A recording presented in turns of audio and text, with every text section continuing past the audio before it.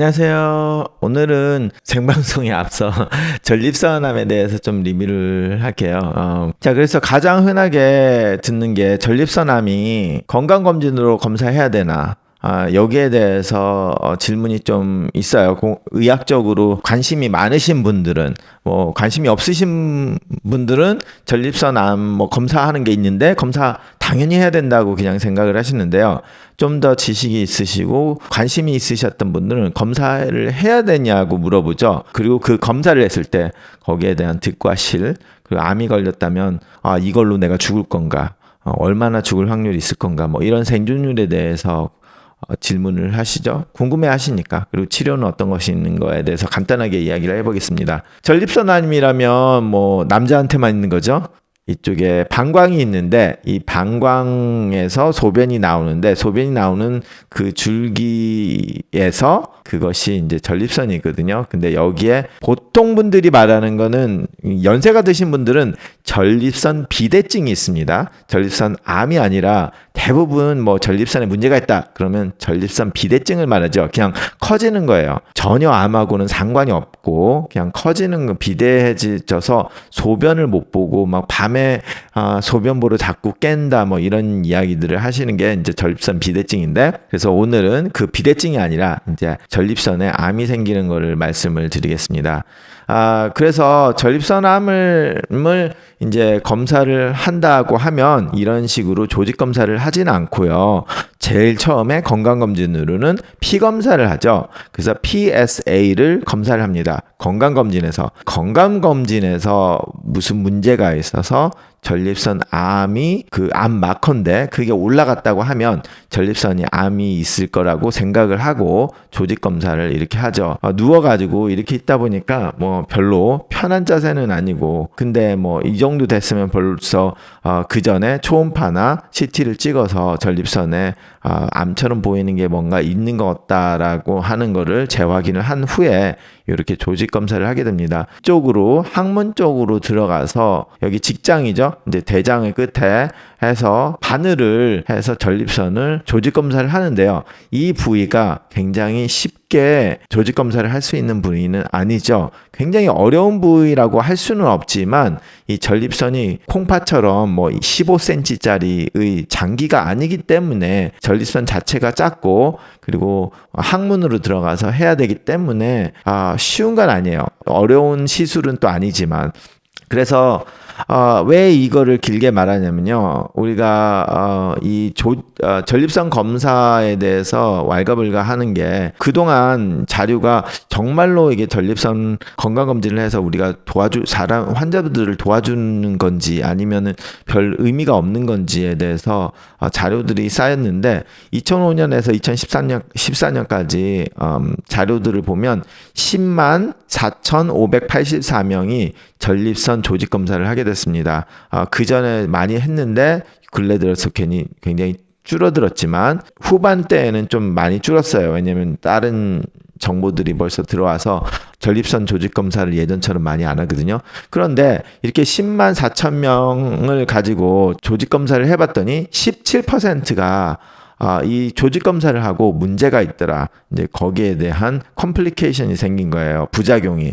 그래서 이제 제일 흔한 거는 바늘로 했으니까, 그리고 그 항문 부위니까 항문에 이제 변이 있고 하니까 굉장히 박테리아도 많고 오염된 부위잖아요. 그런데 거기다가 바늘을 찌르니까 바로 감염이 심하게 오고 물론 출혈을 할 수도 있고, 그리고 이제 그쪽을 찌르다가 신경을 건들거나 이런 식으로 해서 소변을 못 보게 돼가지고 소변줄을 차야 되는 그런 그 부작용들이 생겼다고 이렇게 보고되고 있죠. 그래서 17%나 그런 문제가 있었다고 하는 거예요. 굉장히 큰 거거든요. 그리고 조직 검사를 해서 그 추후에 치료 이런 거를 다 생각을 해봤을 때 우리가 건강한 남자들을 대상으로 모든 전 국민을 전립선의 암의 건강검진을 해야 되냐, 거기에 대해서 현재 미국의 US PSTF 기관에서는 추천을 하지는 않습니다. 그런데 이제 결과 조금 자세히 보면 55세에서 69세는 추천을 하진 않지만 모르겠다. 그냥 의사와 환자가 상의를 해서 해야 되는 상황이라면 해라. 하지만 하라고 추천은 하진 않는다. 하는 입장이고요. 그렇지만 70세 이상이면 전립선 검사는 건강검진으로 하지 마라. 라고 말을 하고 있습니다. 뭐 CT를 찍었거나 뭐를 했는데 거기에 전립선 암처럼 생긴 게 보였다면 그거는 건강검진이 아니죠. 벌써 뭐가 발견이 됐기 때문에 검사를 하는 거고 지금 말하는 거는 건강검진입니다. 구독해 주시고 좋아요 눌러주시면 감사하겠습니다.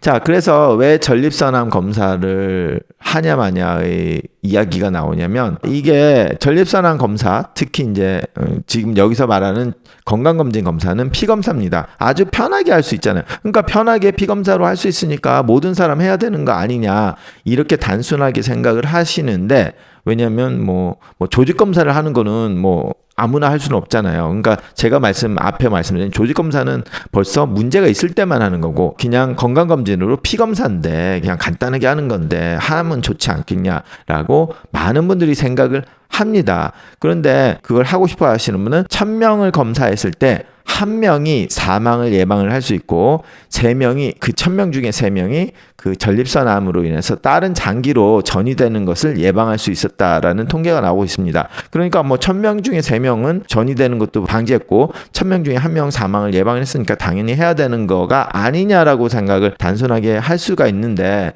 문제는 단점이 꽤 많다는 거죠.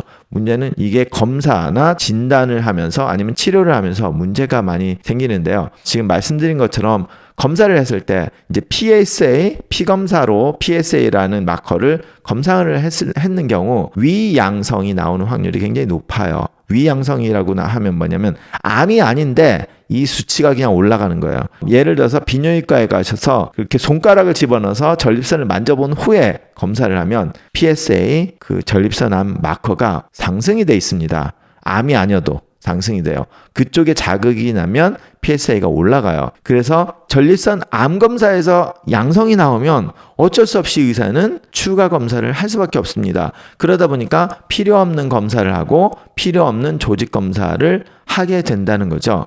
그래서 조직 검사를 하다가 뭐 직장을 감염이 날 수도 있고 구멍이 날 수도 있고 뭐 소변을 못 보게 되는 요로 폐쇄가 된다든지, 그리고 흔한 게 발기부전이 돼요. 다 되는 건 아닌데 발기부전이 되는 분들이 있고, 그리고 대장의 문제, 변실금, 대변 문제가 생기는 거예요. 그러면 사람들이 암 걸리는 거를 찾았으니까 다행이지 않냐 이렇게 생각하는데, 이게 문제가 전립선암에 걸리면 빨리 안 죽어요. 당연히 치료를 해서 살았다 이렇게 할 수도 있지만 그냥 놔둬도 굉장히 오랫동안 사는 암 중에 하나입니다.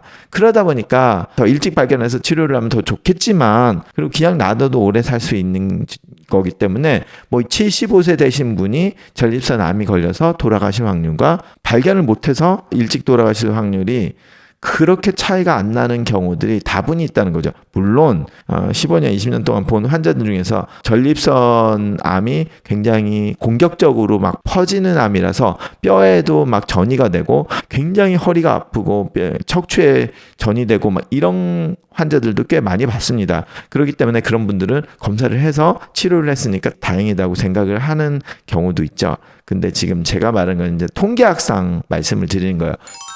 그러다 보니까 이제 전립선암의 치료에서 그냥 관찰만 하는 경우도 다분히 있습니다. 연세가 많거나 다른 질병으로 돌아가실 확률이 훨씬 높다. 그러면은 이런 분들한테 굉장히 과격적인 수술을 하거나 그렇게 하지 않죠. 뭐 심장도 되게 안 좋으시고 뭐 당뇨도 안 좋으시고 뭐 다른 문제들이 많은데 전립선암까지 어떻게 해서 발견이 됐다. 그러면 그 전립선암을 때문에 돌아가실 확률은 적기 때문에 관찰을 하는 경우도 많고요. 관찰을 했는데 커지지 않는다. 그럼 계속 관찰만 해요. 그러다 갑자기 뭐 커진다면 이제 우리가 그때 가서 뭐를 하는 경우도 있고요. 치료를 적극적으로 하게 된다면 그쪽에 퍼지지 않았을 때는 당연히 수술 같은 걸 하고요. 이제 방사선 치료도 하고 약물 치료. 예전에는 항암제밖에 없었는데 면역제를 통한 바이올로직 약들이 개발이 됐고 요즘 들어서 호르몬 치료로 굉장히 효과를 많이 보는 분들이 있어요. 그래서 지금 오늘 제가 말씀드리는 이 치료 방법은 그냥 제가 대충 이렇게 말씀해 드리는 거지 환자 한 분 한 분 이걸 해라 저걸 해라 할 수는 없어요. 왜냐면 제 환자 중에서도 그냥 관찰하는 환자도 있고 수술을 하라고 보내드리는 환자도 있고요.